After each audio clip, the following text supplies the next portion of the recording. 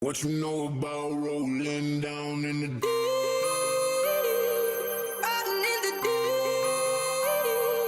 Down in the deep. Now I know y'all be loving this shit right here.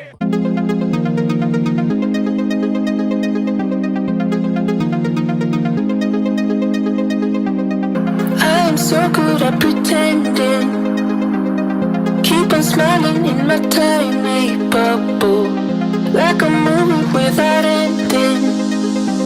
Spending time like it was going backwards.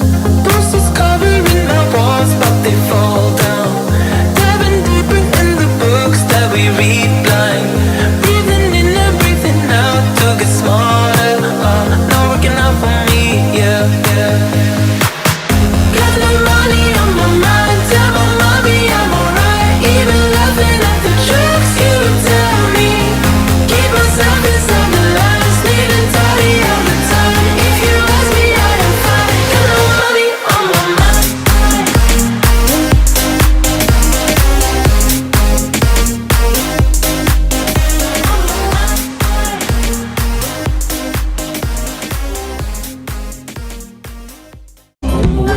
Send me on my way. Send me on my way. Send me on my way. Send me on my way. Send me on my way. Send me on my way.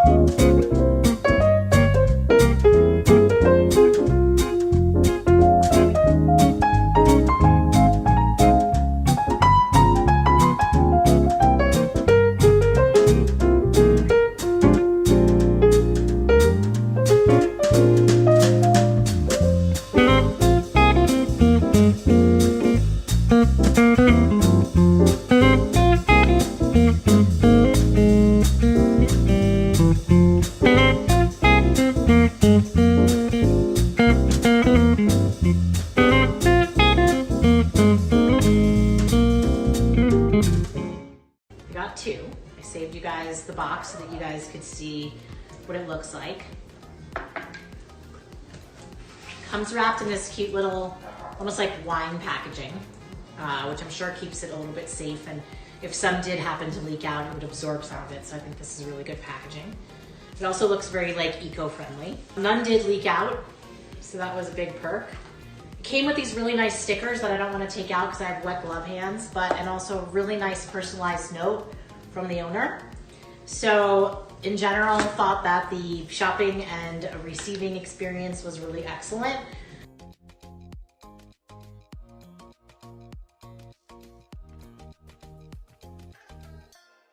At Hi Curious for Business, we help you make better promotional content faster. We produce your live stream across all of your platforms for your 1-hour podcast, interview, performance, or event. Next, we create up to 15 pieces of promotional content using that live content. When you use them across all of your social media platforms, you'll have up to 60 pieces of content to reach your customer. 60 pieces of content from 1 hour of live streaming with your community. Hi Curious for Business hero content packages start at $14.20 a month and include a private community for your business, a link to your website from our Shop and Save page, and many more perks. Build your business with Hi Curious for Business. Make better content faster and get back to growing your cannabis empire.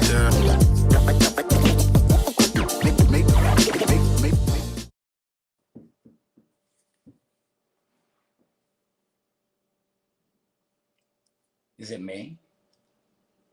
I guess it's me. Hi, everybody. Welcome. That was awesome. You know, it's funny. Two things. First of all, how many edible companies do you know that have ashwagandha in their food stuff? Not many. Pantry is, they are definitely one of a kind. And that Zenko, the vape by the glass, that for me, I just discovered that last weekend at a show. That was pretty freaking cool. Hi, everybody.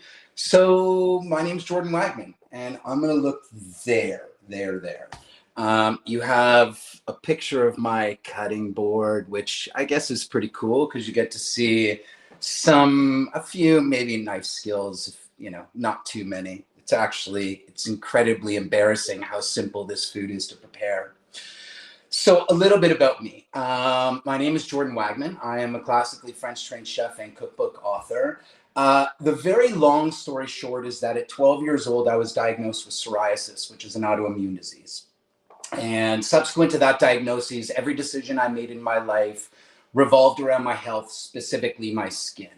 I wrote every high school exam in the hospital. I spent 1.5 years of my life sleeping in a tent at the Dead Sea in Israel. Every day I'd wake up, we'd get naked, and I'd tan for about 14, 15 hours a day, playing naked backgammon. And actually, I brought my guitar in to pass the time. And those are some visuals for you. I actually had really long hair. So there you go. Naked me with long hair playing guitar. That was like 1.5 years of my life. But it was amazing because I discovered what I call the first piece to my health puzzle, which was the sunshine. For the first time in my life, had this reprieve from being sick, and it felt really good. And so every opportunity I had to go out into the sunshine and go to the island, wherever I could to get sunshine, I would take advantage of it. And so I ended up moving to Florida to go to culinary school. And that in and of itself is a very long story, that I came home from university really one day crying that I just couldn't take it anymore. And I ended up moving to Pompano Beach and moved in with my grandmother and went to the Art Institute of Fort Lauderdale. So I always chased the sunshine. And I will also say, full disclosure, I've smoked joints every day of my life since I was 12. Subsequent to that diagnosis, I never fully appreciated that I was consuming cannabis for health and wellness, in addition to me perceiving that it was, being a Grateful Dead loving long-haired dude who played guitar. 7 years ago, I really got tired of it and realized I can't really escape to the sunshine as often as I want. I was ready to make holistic changes. So I went to a naturopath. And from this one meeting, I removed gluten, dairy, and refined sugar from my diet and began consuming cannabis with the intent of becoming healthier. In 60 days, 30 pounds literally melted off my body. And most importantly, my psoriasis improved. The last 7 years, I have lived a much healthier existence. When I found my physical health, I found my mental health as well. And just ask my kids and my wife, my disposition, I'm a much, more pleasant person to be around. It's amazing what happens when you're not suffering 24/7. So for the last 7 years, I've really, had to rediscover how to create all the food I've always loved, from the chicken kale meatballs or meatballs that we're going to make today, to tomato sauce that we'll make, to chocolate truffles, to ice cream, you name it. I've had to recreate all of this food stuff that I've been making for close to 30 years now, but void of all of the ingredients I used to use, the butter, the sugar, the flour, you name it. So I have now, thankfully, had the opportunity to sort of travel and create the narrative worldwide for what cannabis can be in food and beverage. Not what we know it to be. Not the gummies, not the chocolates, not the cookies, not the brownies. That's not the food stuff I'm talking about. I do make brownies. Mine have avocado in them and coconut oil and almond flour. I do make gummies. They're made with agar, which is made from seaweed. They're totally vegan, totally 100% plant-based, shelf-stable, and they're beautiful. but it's been a lot of trial and error. Most importantly, I love creating savory food stuff. So all of my cannabis experiences are typically, I'm doing one tomorrow night that's really on the lower side of 8 courses, but it's 8 to 15 courses. And it's what I call a whole plant experience. This is not, the intention of these experiences not to quote unquote get you high. The intention is to demonstrate the whole plant experience, from terpenes to cannabis in its acid form, to raw flower, different cannabinoids, you name it. That's my intention. Over 15 courses, you may consume 20 milligrams of THC. You may, but that's over 3 or 4 hours. And you know what? Every single person that comes in, and I'm one of them, that I can eat 50, 100, no problem. When they come and they have this experience and they really feel that, I'll call it the entourage effect because I subscribe to it, they really are, it's a game changer for people, and they really start to appreciate 2 things. 1, you don't need to consume macro doses to get benefit. 2, cannabis food stuff is really freaking good. And you know what it is? I'm not a cannabis chef. I'm a chef who cooks with cannabis. Like I cook with basil and cilantro and kale and every other fine ingredient that I use. Cannabis is just another fine ingredient. So today we are, oh, Cody. Hi, Cody. How are you, brother? Okay, so today we are going to make 2, really 3 of my signature dishes. Chicken kale meatballs with cherry tomato sauce and my vegan chocolate truffles. So really, really, really simple. I want you to understand that the most important thing is you cook for you and your family.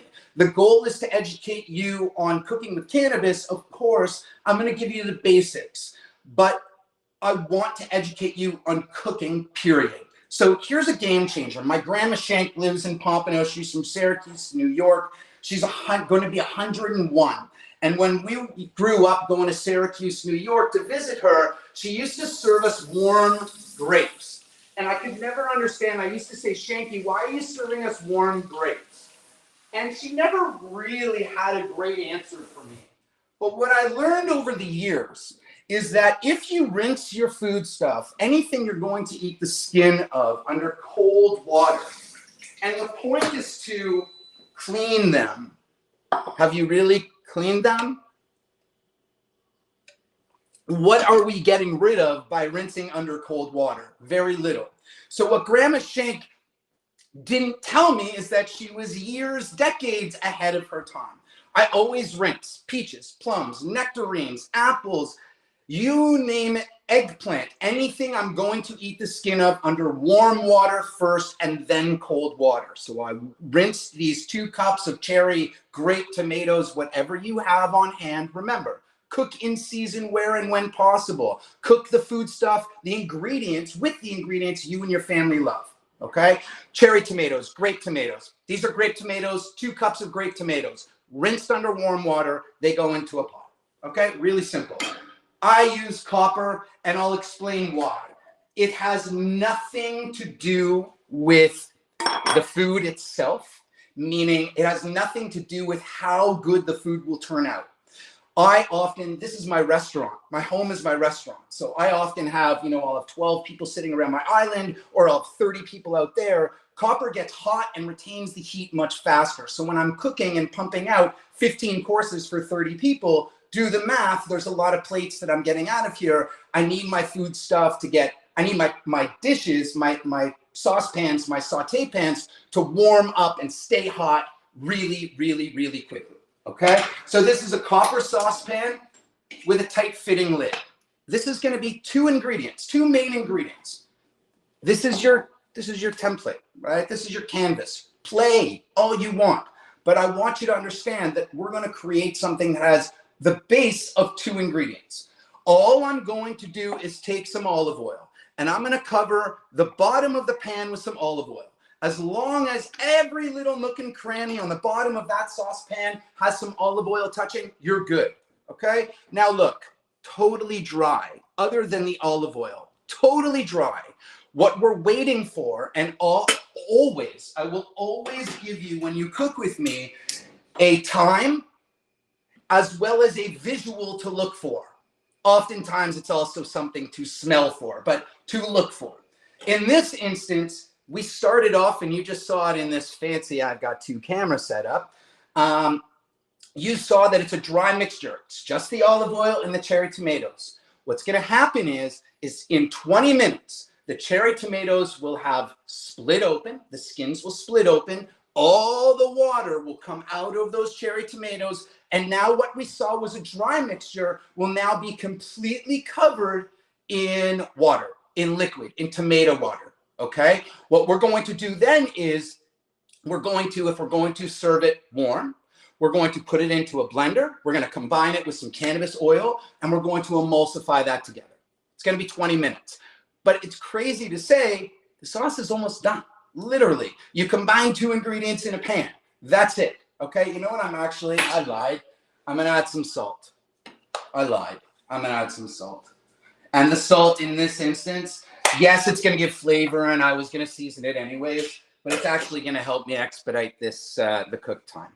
So, cherry tomato sauce done. Let's get going on the truffles, and then we'll go back to the chicken kale meatballs. Okay? Chocolate truffles for me, chocolate. Period. Chocolate for me is it's a must. I have to eat chocolate. I love chocolate. I have a sweet tooth. When I grew up, Haagen-Dazs was a food group. No shit. Haagen-Dazs was a food group. Where I have 4 siblings. I am one of 4. And there's only 6 years between the 4 of us. So when we were older, one of us, we would get home. Inevitably, my mom would say, hey, do you mind going down to the convenience store and grabbing a pint of Haagen-Dazs?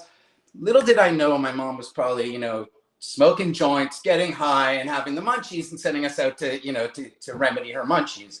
But it worked well because apparently all Wagmans had the munchies. So I came back with a pint of Haagen-Dazs and polished it off each and every time. But I can't do that now. I never mind my stomach. I live for my health. It's an addiction feeling good.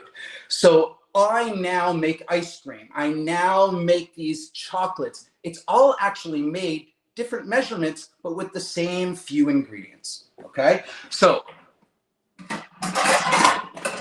typically when you make a ganache, 2 ingredients, right? You've got your chocolate, you've got your heavy cream. I replace my heavy cream with full fat coconut milk. Okay? And yes, when you open up that can of coconut milk, often you'll see that the coconut, the cream has separated from the water.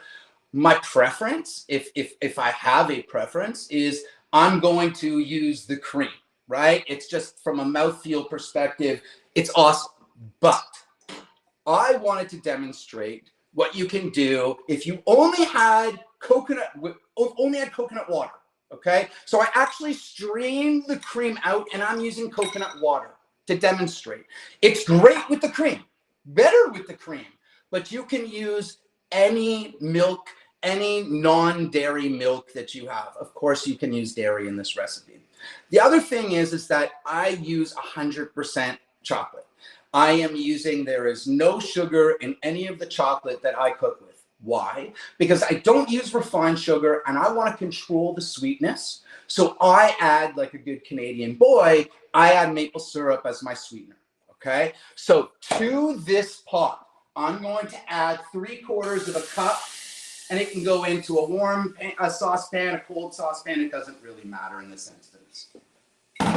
I'm going to combine 3/4 of a cup of coconut water, coconut milk, and we are going to add to that, doesn't matter, 1/2 cup of maple syrup. So why did I say it doesn't matter?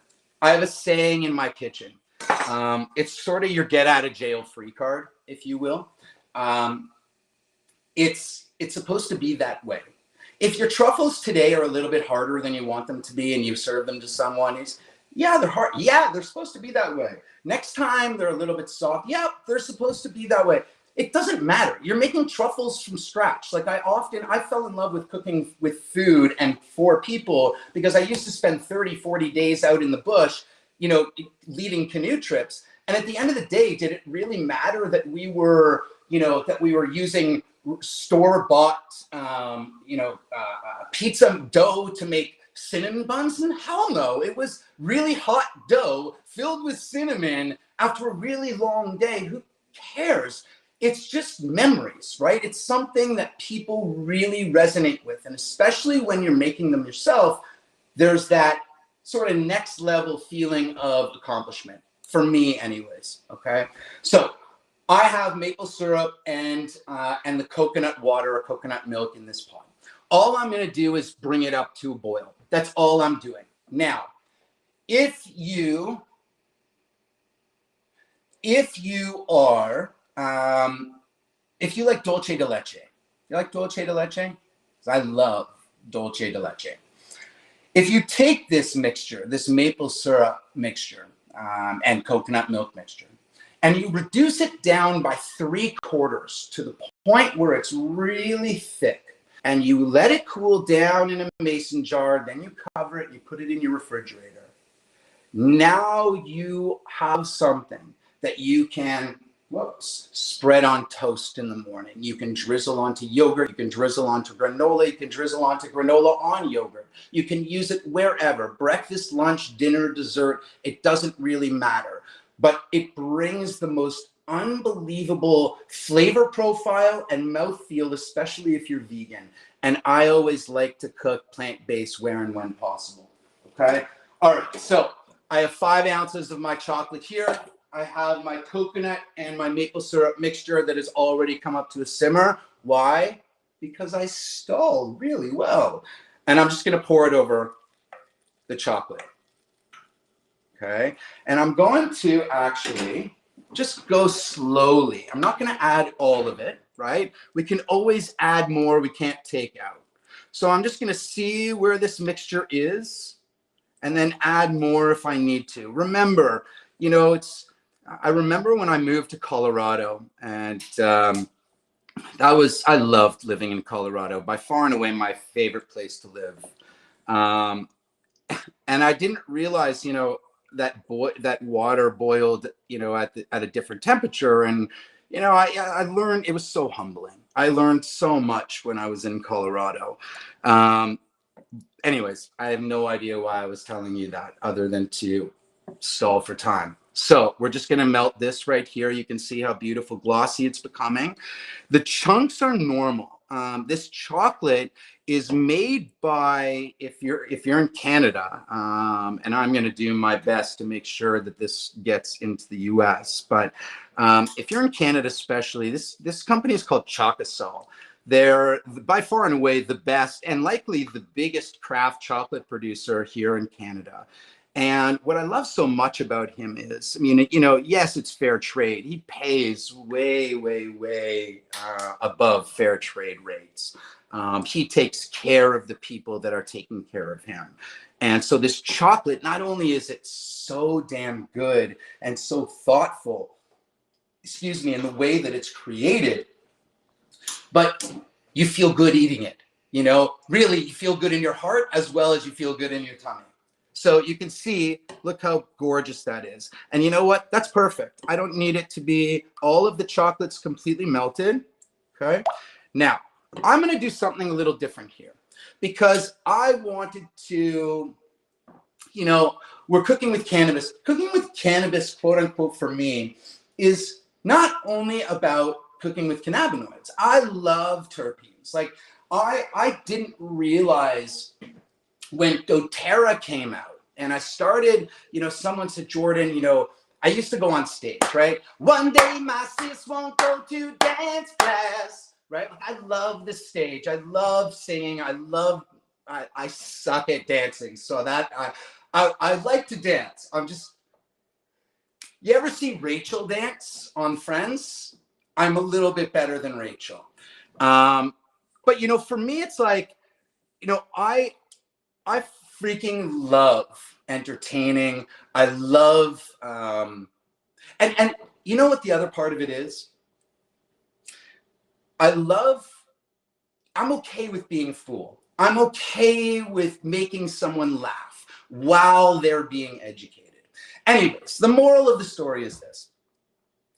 I don't always want to cook with cannabis. I want to cook with terpenes. I absolutely love terpenes. I've subscribed to to the entourage effect. doTERRA, when I started going on stage, I used to put this stuff in my hands, the peppermint oil, I rub it in my hands, and I used to breathe it in. Before I went into big meetings, I would take lemon oil or tangerine, whatever it is, I put it on my hands and I breathe it in and it would really relax me. So I really love cooking with terpenes. So I thought we would add some terpenes to these chocolate truffles.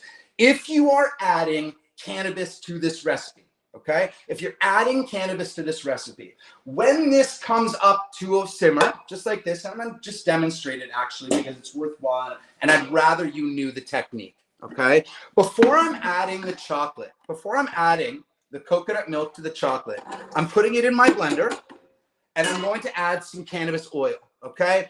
This is a beautiful, beautiful CBD distillate that's made for me. You know, it's something that, and I won't get emotional talking about it, but it's 420 something's really, you know, cannabis helped to save my life. My dad's going through brain tumor treatments right now. He started cannabis regimen. The gentleman who makes these distillates for me made some for my dad and has really changed his life. So when I say 420 or happy 420, like happy fucking 420, because this plant is just a miracle. So it's a CBD dominant. It's like, it's about 90%. So this is really, really powerful. But I'm going to add, it's for me. So I'm going to add, I'm at a half a mil, okay? So a half a milliliter in this instance, I mean, you know, it's like 450 milligrams. You know, there's a ton of cannabis in here, but I'm just gonna puree this. Why? It's going to emulsify into the chocolate anyways. I feel more comfortable when I'm adding it to a blender and I start to emulsify. I'm gonna show you specifically this technique when I'm making my tomato sauce. But I'm adding this to the blender, and anytime, really critical, anytime that you're pureeing something that's hot, you always want to remove the top of the blender, right? You see it here, top of the blender, okay? Really critical. All you have to do is make this mistake one time. You put hot liquid into here, you don't remove this. Where does that pressure, all that steam, where does it escape? Inevitably, you're going to take this off and it's going to escape, and it's all of that food stuff is going to be on your ceiling. So you always want to remove the middle of, I'm trying to see if you can see, the middle of the top of the blender. Okay, so we put it on, always put a towel. Now to cover it, the steam will escape naturally, and I'm just going to emulsify it on high RPMs. And that's it, okay? And then I would add this warm liquid on top of my chocolate, okay? In this instance, we're gonna add some terpenes. This happens to be something like, and I don't get paid for saying this, I just happen to support people that do it really well. These are the only terpenes that I use in my cooking. Flow Scientific out in British Columbia. This is called Green Crack. It's one of their amazing terpene profiles. And we're just going to add a little bit. This is so powerful. And oftentimes, and I'll show you a little trick, only because I'm not impervious to mistakes. We all make them every day. And I ruined food for the first time in a very long time when I started using their terpenes. Why? Because their terpenes are so potent that one drop to, like more than one drop, is one drop too many and truly ruins your food stuff, okay? So all I'm gonna do is add that right in here. And we are gonna put this in the refrigerator. Once it comes down to room temp, we're gonna put this in the refrigerator until it hardens, okay? And then I will show you, by the magic of television, I'm gonna show you how we do that, okay? So there's our chocolate truffles, almost done. Really simple. What did we do? Combine coconut milk and maple syrup in a saucepan. We brought it up to a simmer. We poured it over. I actually kept about 25% back. That's what I demonstrated with. We didn't need it. Okay. So it ended up being equal parts maple syrup, and coconut milk, so about half a cup each, and the 5 ounces of chocolate, and that's it. Okay. This chocolate, and you can add, I love adding different oils, different flavored oils to this. You can add coffee, you can add vanilla, you can add nuts, you can add dried fruit, you can add whatever you want. This is a blank canvas. Paint your picture. Okay. All right. So, oh, the magic of television. You got it. All right. Chicken kale meatballs. Did I? See, I turned off. See? Things happen when you're live. All right. So I accidentally turned off the tomatoes while I was checking on them. All right. So here we go. Let's make the chicken kale meatballs. When you typically make meatballs, you are using what we call a panade, right? A panade is bread. I'll use challah, a brioche. You can use breadcrumbs, combining it with some sort of milk, cream, whatever it is, and you're creating a paste. And that paste gives your ground meat mixtures, whether it's meatloaf, hamburgers, whatever it is that you're making, so much moisture. But when I removed gluten, dairy, and refined sugar, I obviously stopped eating bread, and there was no point, like, I stopped eating bread entirely, even though there's definitely some quality gluten-free options out there, but I really stopped eating it, and I don't need it in my life. That being said, I do love meatballs and I love meatloaf. So I created a dish, which you can obviously figure out what the 2 main ingredients are in chicken kale meatballs, that are the most moist meatballs, and there's such a unique flavor.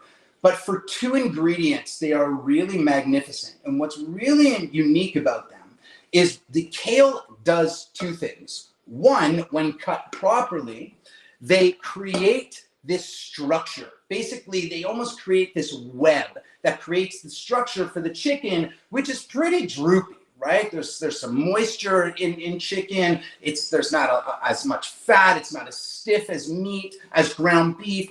So we need something to sort of stiffen it up and give it a little bit of body. That's what the kale does. It also provides tremendous moisture, which is what that panade is there to do. The kale, and when you're thinking to yourself, awesome, I don't love kale, but I'm going to make this with Swiss chard, or I'm going to make this with spinach. Unfortunately, it doesn't work. They're far too watery. The amount of moisture that's pulled out of kale doesn't saturate the chicken. It just flavors the chicken and moistens the chicken, but really stays very vibrant green and almost quote unquote al dente. Okay. So what we're going to do is chiffonade. Okay. Chiffonade is something that is a fancy French term for thin ribbons. Typically we talk about it when we're referencing basil, right? A chiffonade of basil. So why are there so many? Why is my kale wrapped in paper towel? Same thing, and this sort of tip will save you some money. And, when you come home from the grocery store and, we rinse the, exactly. When we come home from the grocery store, we're rinsing those tomatoes before we're cooking them or using them in warm water. I have a different approach to how I treat my my greens.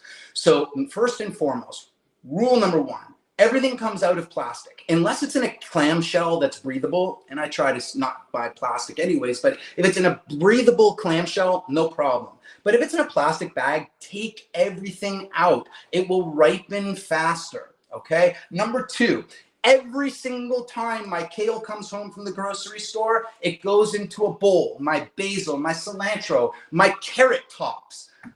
I mean, you name it, romaine, everything. It goes into cold water.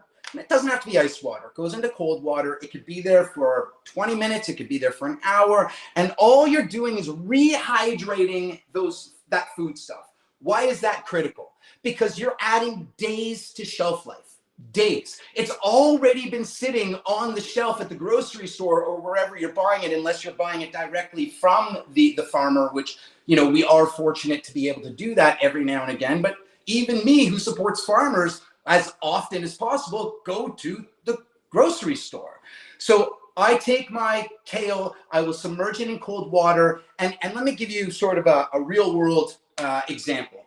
If your kale comes home from the grocery store and you forget to do what I'm suggesting, to shock it in cold water, and you leave it out on your countertop overnight, and it goes from beautiful, you know, looking like you just picked it, to wilted.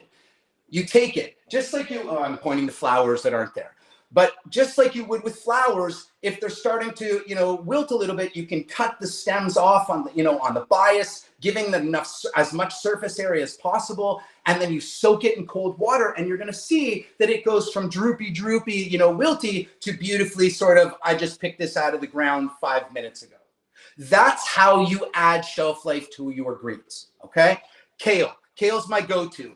Tuscan, regular, purple, makes no difference. I love kale in this recipe. Doesn't matter what you use. To de-stem, all I do is I take 2 pieces, I just rip from both sides, and I'm basically rolling this off, and that's it. And to chiffonade, okay, and I already have some done, but to chiffonade, by the magic of television, all I do is I roll it into itself, meaning I'm not going to roll it this way. I'm going to keep it a really tight package and have this part that's together at the end. So I'm rolling this up here, just like this, into a tight little package, just like that, okay? And then we are going to chiffonade. Now, don't be a hero. Like, you know, do it slowly, right? Anytime I will talk about the claw. The claw is this. The claw is this, right? So where's the camera? The claw is this. So you're always cutting against this knuckle here, the flat of this knuckle. Your first knuckle, your fingernails are tucked underneath. Your thumb is always behind. That way, if ever you miss, I'm looking at you, but I could never possibly cut myself because my fingers are tucked in. My knuckles are tucked in. Where do you see? My first knuckles are tucked in, right? My fingernails. You're following the contour of the knife. It's shaped like this. That's what how chef's knives are contoured, okay? They are contoured so that you can use the entirety of the blade. Sometimes you'll see somebody that's down here on the heel of the blade. That's not slicing, you're bruising. Up here, I mean, it does work, but you're wasting a lot of the knife. So I use the contour of the knife. So all we're gonna do is, we're just gonna chiffonade this kale. And for, again, recipes, like, they're awesome and they're great to follow, but I don't follow them, I create them. And you don't need my recipes. You just need to know, look for equal parts chicken and kale. That's what you're looking for here. Equal parts chicken and kale. A little bit more chicken, a little bit more kale, a little bit of Mardi Gras. It's not gonna matter, okay? So I'm just gonna take this plastic spatula. That's 1 pound of ground chicken. Okay, I'm gonna season this. I just smoked some things this morning. Haha, no, not what you think. Well, yeah, well, yes. But I just smoked some chicken this morning and some olive oil and some apple cider vinegar and some salt. So this is smoked salt. And I have some pepper here. And that's it. That's the entire recipe. And using the best tools in the world, I'm just gonna bring this together, okay? Now, typically what I would do is, and I wanna make these real time, okay? So typically what I would do is I would take these, make them into balls, small, medium, large, whatever it is that you want. And I would put them in the refrigerator and let them set up and cool down a little bit before I started to cook them. But in this instance, we're just gonna make them on the spot, okay? But you can see, like, it's done, but it's equal parts. You understand what I'm saying? Equal parts chicken to kale. Okay, so let me wash up quick. Let's check on the tomatoes. because I want to show you the different stages. And we'll get these chicken kale meatballs done, and we will be done very soon. Okay, so this is coming along really well. You can see already that we have tons of water that have been pulled out from the tomatoes, so they have a little bit longer to go, but we have a couple more minutes that we can stall. We don't have to have it done right now, so it's just going to sit for a little bit longer. Beautiful. And what's the most incredible part about this sauce is that if you like a cream sauce, if you like that look, mouthfeel, it emulsifies and creates, right? When we're emulsifying something, we're taking two ingredients that don't typically mix and we're suspending them. And so you're going to see that the tomatoes are really sort of, you know, obviously dark red, bright red, and you're going to see this gorgeous orange color appear as we start to emulsify it. No cream, no dairy, nothing's being added to it. Okay, so let's get started on the chicken kale meatballs. One of the secrets to making the chicken kale meatballs is moisture. Okay, so I talked about very quickly, right, how the kale brings moisture to the table. We are also going to introduce some moisture by covering this. I did a post on LinkedIn not long ago, you know, talking about premature cutters, and you should never be a premature cutter. And we have to let our proteins rest for, you know, 30 to 50% of its cooking time.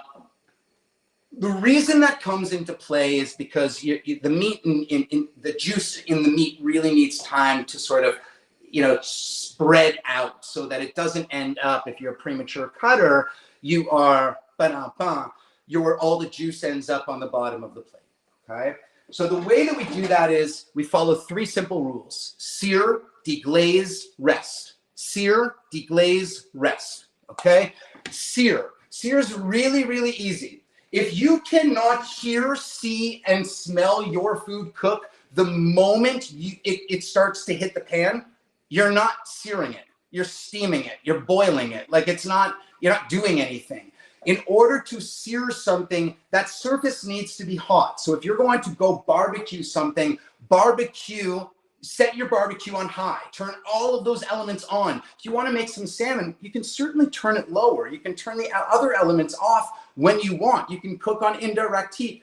You can do whatever you want, but you want to start on a hot surface. Otherwise, that salmon, steak, chicken breast are all going to cook onto that surface, onto your grill, and not get seared, okay? So I have a little bit of avocado oil. Avocado oil has a high smoke point. It's very neutral in flavor. And I want to be able to hear the food, the chicken kale meatballs, sear and I'm gonna move this over so you can see.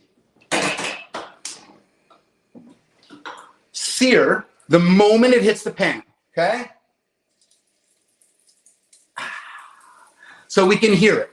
That's what you need each and every time. If you can't hear, see, smell your food cooking the second it hits the pan, you're not doing it right, okay? That's searing.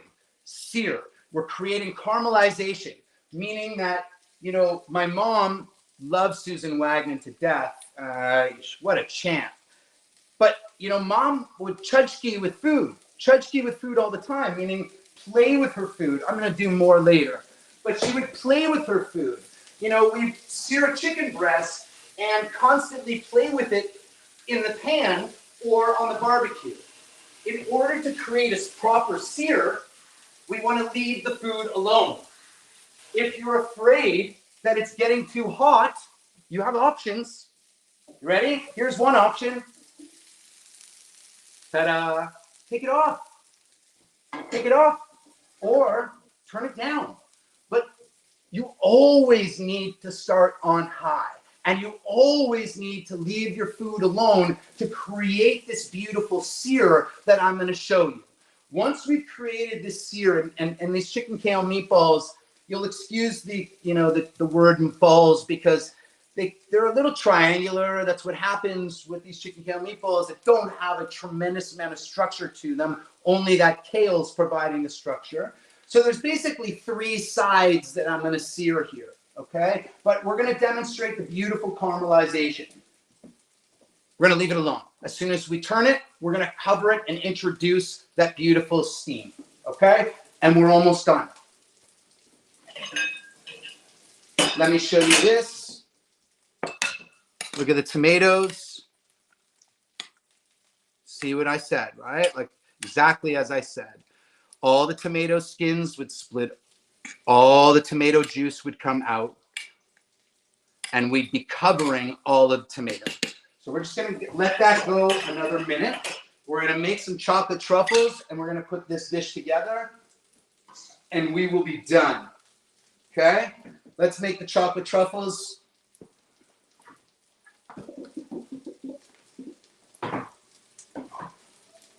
Oh, they're softy. Okay. Excuse me for a momento.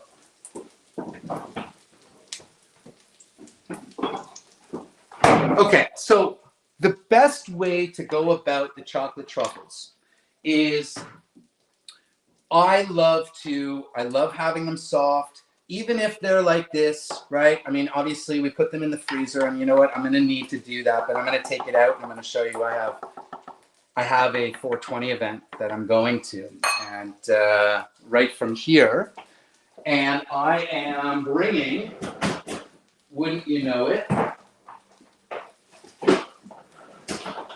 chocolate truffles. So I'm going to show you what our mixture looks like right now.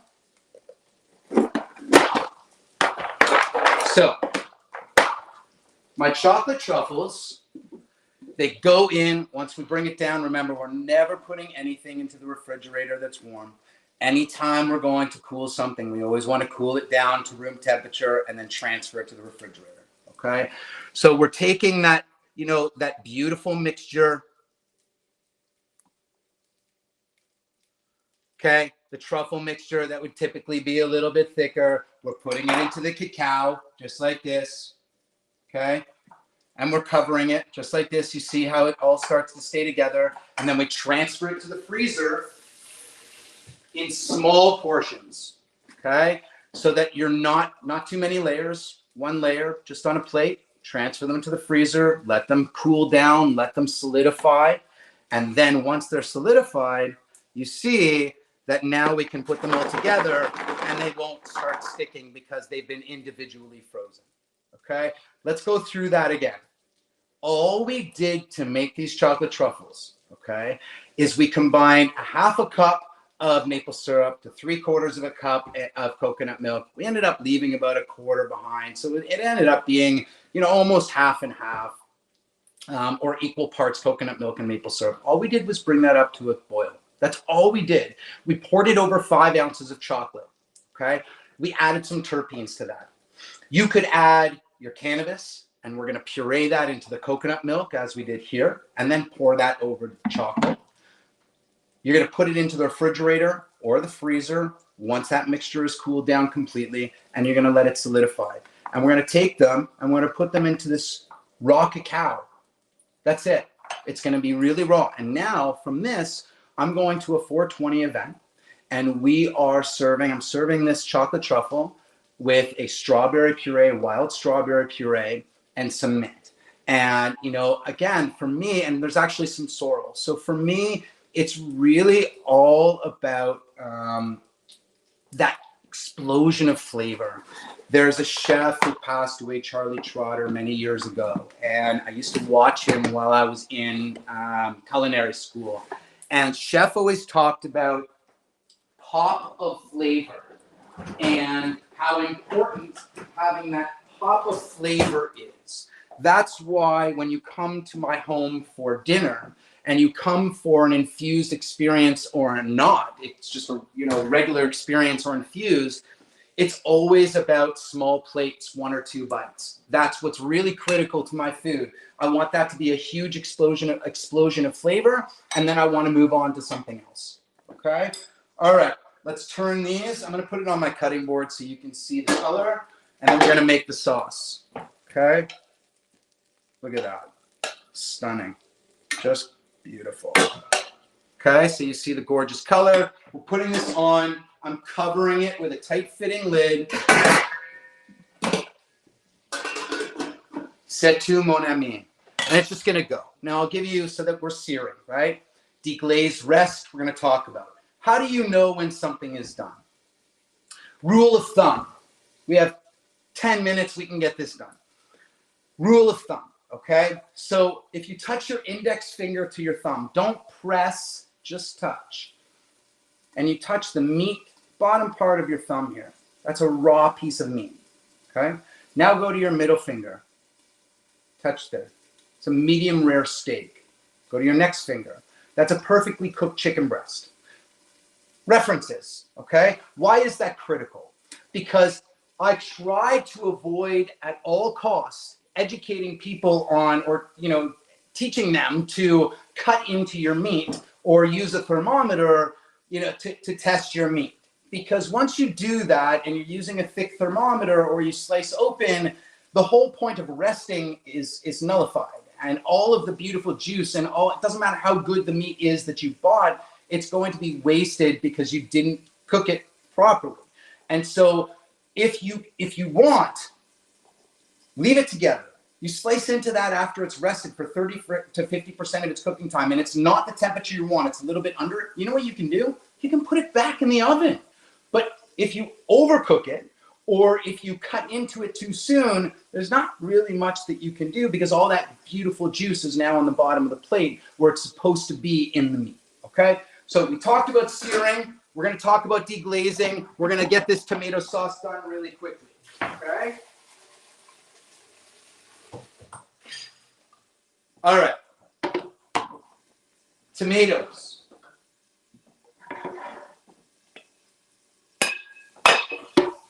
Boom. Just like that. And sound effects in your kitchen make your food taste better. You didn't know that? Maybe, maybe not. I don't know. Okay, so you can see I'm not adding anything to this. I'm going to add some seasoning, a little bit more salt and pepper. I'm going to add some fresh basil because why not? You don't have it, you don't need it. You like cilantro? Add cilantro. You don't like tarragon? Tarragon's beautiful. Cook for you and your family. Oregano would be great in here. Dried herbs would be fine too. Nothing is perfect too. Okay? We're going to season this. And now, you know what? Well, yeah. Okay, let's do this one. Okay, so this is, I'm going to party. I'm going to take an Uber. Why don't I go and have some THC infused tomato sauce? Giddy up. So let's do this. This is THC distillate. So this distillate, we're going to emulsify into this tomato sauce. Okay. This is 26 milligrams of THC per milliliter. Okay. Let's round it up just to make the math easy. Okay. Instead of 26, let's say it's 30 milligrams per milliliter. I'm actually going to serve out of this recipe 4 people, which means what? That if I emulsify this properly, if I execute this properly, it means that there's going to be 7.5 milligrams of THC per portion. Okay, so let's do that. I have a teaspoon. I have my distillate.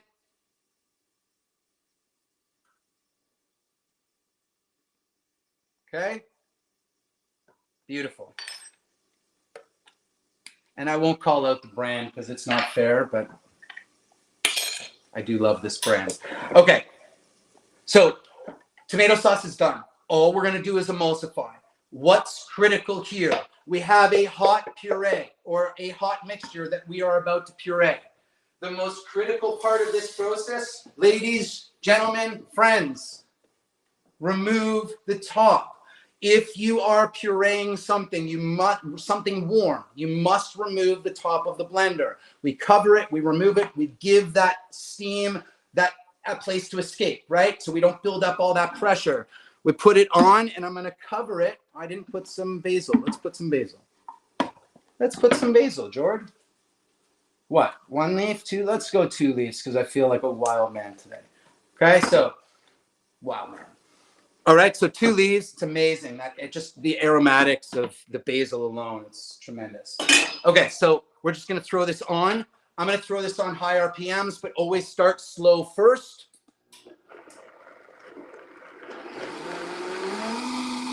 And already, you see? No, you can't see. You're gonna see how light the color got very quickly. And thick and beautiful, like so velvety. It's really critical that we puree these on high RPMs to properly emulsify, to create homogeneous mixtures, to ensure that the cannabis that we're infusing is evenly distributed, is evenly dispersed, okay? You can see right away that the steam is escaping, right? Look at the gorgeous color. And I still got myself in the face, didn't I? Yes, I did, Jordo. Yes, I did. Okay, those are done. Okay, so look at that color. How stunning is that? Okay, so we're almost ready to plate this beast. Beast of birding. Okay, here we go. Chicken tail meatballs. We seared. Deglazed rest. What is deglazed? Fancy French term for I am adding liquid to the pan to clean up all of that beautiful fond. What the fond is fond? Fond is my second favorite 4-letter F word. Truly second favorite. Fond, F-O-N-D, are the little bits of food that get stuck to the pan during the cooking process. In order to lift those off the pan, we don't wash them off with soap and water. We add water. I don't cook with wine anymore, so I add vinegar. We add a million different types of liquid. You want to add wine, add wine. My favorite ingredient to add to any pan? Water. Why? Because we all have it. Because in order to reproduce my food, all you need is water. That's it. You have stock, use it. Bordeaux, use it. Whatever you want, okay? We lifted up all of that beautiful fond. We've got some liquid on the bottom of the pan. Resting quickly. The analogy is this. You go into the water. It's June. It's freezing. And I jump in. What happens? Everything shrivels up, right? And all the blood's starting to run to the insides to look after all of my vital organs. In order to start to chill out and for my blood to start to disperse, I get out of the water, I put on my onesie, I put on a blanket, and I go sit by the fire at the cottage. Then my blood starts and I start to relax. Same premise applies to all of your proteins. When they hit the pan or exposed to heat, all of that juice runs to the inside. Give it time to relax. Don't be a premature cutter. That's sear, deglaze, rest. Let's plate, okay? We're going to take this on a beautiful blue plate. Why? Because it pops. For no other reason. We're just going to put this down.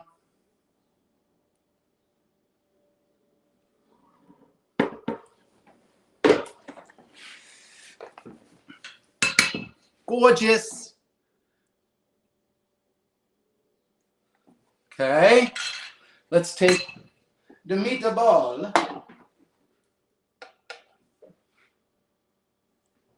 Una, dos, tres. I can't, it's bad luck. I can't put more than 3 on a plate. And then I've got that beautiful residual liquid, right? Which is, I'm just going to dump right over here. Okay. My food is always about textural contrast, always. So it's flavor, it's texture, it's sweet, salty. My food is very acid forward.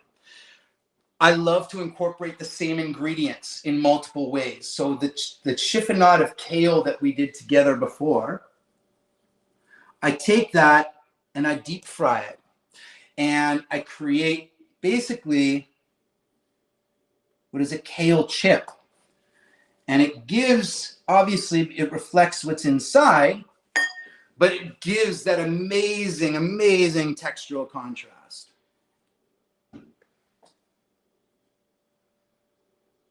And that is a freaking beauty. Okay, so that's chicken kale meatballs with your THC-infused cherry tomato sauce. We have our chocolat truffles, the coconut milk chocolate truffles, totally vegan. those are coming out in my new book. My new book is called Will, How I Found My Health Through Food, coming out in the next, God willing, month. I'm not rushing it. But, you know, cannabis saved my life, and I am very thankful to be in this industry. People see what I do, and they don't fully appreciate that what has gone behind it is so many tears, so much pain. But cannabis helped to save my life, and we should feel very fortunate to be in this industry, and should all feel very strongly about releasing all of these people who are in prison for a plant that we are here celebrating and I'm doing a live for. And so that's very close to my heart. Thank you all so much for the opportunity. If I can ever bring value to anything in your life, if you're ever looking to better yourself from a health perspective, please, please, please reach out to me directly. There is not a day that goes by that I don't help someone with an autoimmune disease. There are ways to pursue health other than conventional meds. And the last thing I'll say is I'm incredibly proud of my podcast, In the Weeds. If you haven't listened, if you haven't subscribed, please do. We really have some amazing content on there, and I am incredibly, incredibly proud of it. So thank you so much, everybody. Happy 420. Be safe, be healthy.